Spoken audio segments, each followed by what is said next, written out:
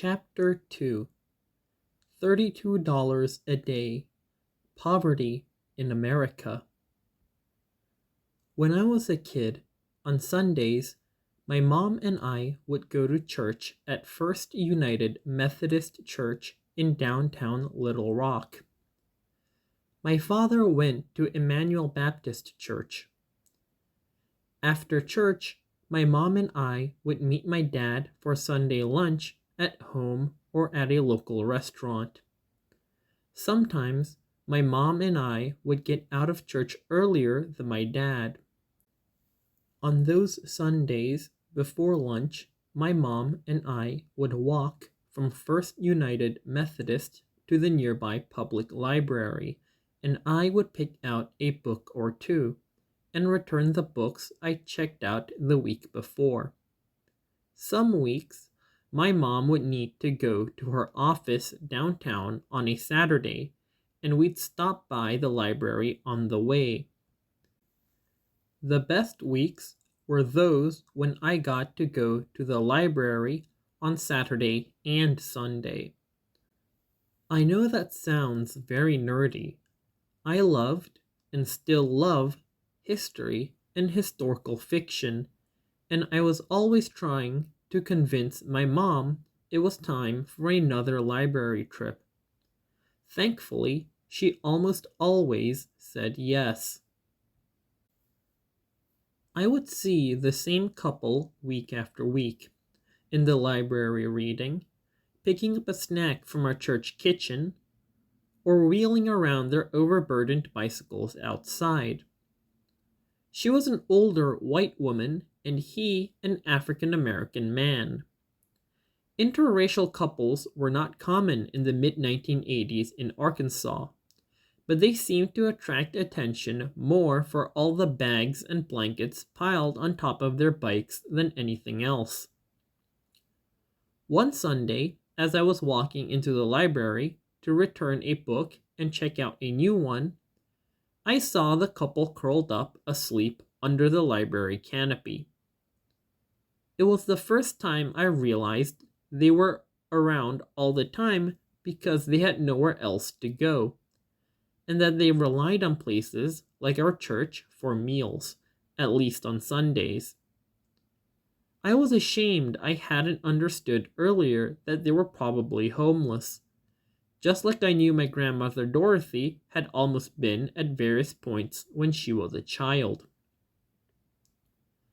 I had some vague belief that my grandma had been close to being homeless because it was the Great Depression and her grandparents were cruel.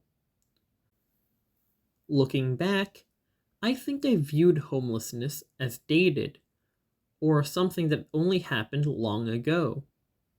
Sadly, I was very wrong. Seeing a woman around my grandma's age at the time sleeping outside the library gave me a lump in my throat. It made me realize how lucky I was to have a home and food to share with my family beyond a church kitchen, and how blessed I was not to worry that one day I'd wake up and lose both. We've talked about extreme poverty around the world, but the US and other wealthier countries are not immune to poverty, even if at first glance it may look less severe. In the US, we don't have millions of people living in slums without sanitation, running water, or electricity. We do have millions of Americans worried about losing their homes, losing a safe place to raise a family and grow old. We have millions more Americans worried about where their next meal will come from. Poverty is just as real in the US as anywhere, and American kids are hardest hit. In a recent survey, the US ranked 34th out of 35 developed or wealthier countries in the percentage of kids living in poverty. Poverty, hunger, and homelessness affect kids today and long into their futures. Children in the US who grow up in poverty are more likely to end up poor, hungry, or homeless as adults, partly because they are less likely to get the education necessary to find a good, well paying job later in life. Kids who grow up hungry have a harder time developing physically, intellectually, and mentally than those who don't, making it more likely they'll stay in poverty or fall into poverty later in life. Young people who don't see their parents actively manage money, stay within a budget, and save for the future, in large part because there's no money to manage, spend, or save, don't grow up understanding how important managing money, as well as actual money, is to staying out of poverty. It's hard to imagine what you don't see, particularly in your own family.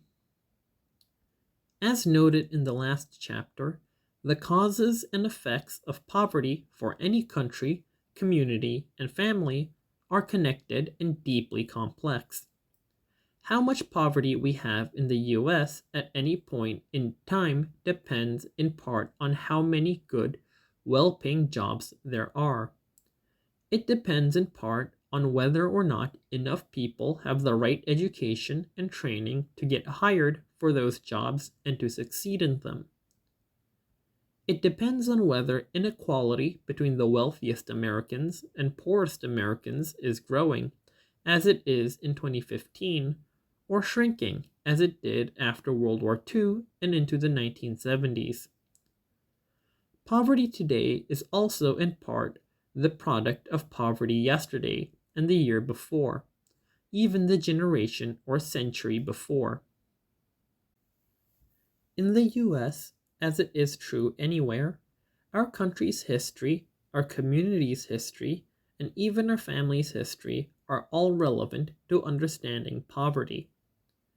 Broadly speaking, poor neighborhoods, whether in cities or rural areas, are more likely to have been poor historically, partly because state or local governments haven't had the resources, or sometimes the interest, in building better schools, better roads, and other things that bring more businesses and jobs and more money to those areas.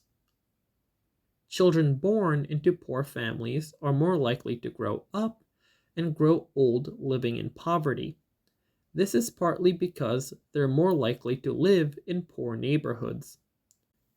The nearby jobs that do exist generally pay less, local schools tend to be worse, and crime rates are often higher than is generally true in wealthier neighborhoods. Our nation's history of racism and discrimination also helps us understand why African Americans, Native Americans, and Hispanic Americans are more likely to suffer poverty. For generations, racial discrimination was legal and even encouraged to keep minorities, particularly African Americans, out of certain schools and jobs. Even after laws changed, prejudices remained in mindsets and practices.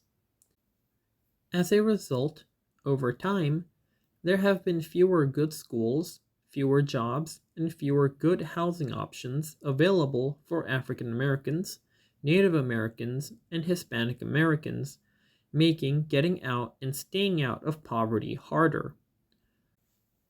What's in this paragraph and the one above are only a few highly generalized explanations for poverty in the United States. History also teaches us that if different institutions, government, businesses, schools, religious groups, charities, and families all work together, we can help protect millions from the worst ravages of being poor in America, like homelessness and hunger. We can also help millions of people move out of poverty, like after World War II, with more manufacturing jobs in factories to build things like cars, and in the 1990s with more technology jobs to work on things like computers.